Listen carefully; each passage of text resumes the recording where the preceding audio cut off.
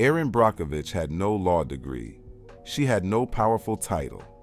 And when she walked into a small California law office looking for work, almost nobody saw her as the person who would help expose one of the biggest environmental cases in American history. Erin was a single mother trying to support her children. After losing a personal injury case, she pushed attorney Ed Masry to give her a job at his law firm. He hired her as a file clerk. Then one day, while going through paperwork, Erin noticed something strange. Medical records had been placed inside a real estate file.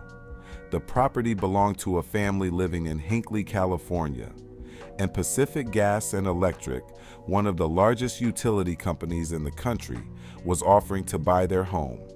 Erin wanted to know why, so she started digging. She found references to a chemical called hexavalent chromium, also known as chromium-6. PG&E had used the chemical at a natural gas compressor station to stop corrosion inside its cooling system.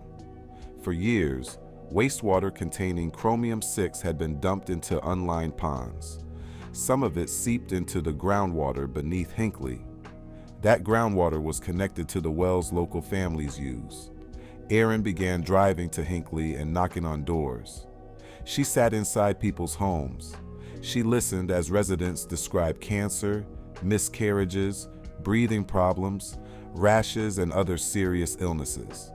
Some families said PG&E had told them the chromium in the water was harmless, but Erin kept finding documents that raised more questions. She collected medical histories. She tracked down water records. She wrote down names, phone numbers, and family connections. And slowly, the case grew. What began with one unusual real estate file became a fight involving hundreds of residents. Erin was not a scientist or an attorney, but she knew the families. She remembered their stories, and she refused to let their suffering become just another stack of paperwork. The law firm eventually brought a case against PG&E.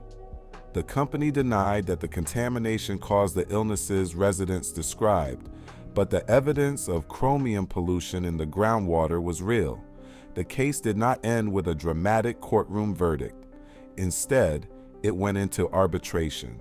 In 1996, PG&E agreed to pay $333 million to settle claims involving more than 600 Hinkley residents. At the time, it was one of the largest direct action legal settlements in American history. Erin reportedly received a $2 million bonus for her work on the case. But the victory did not erase what happened.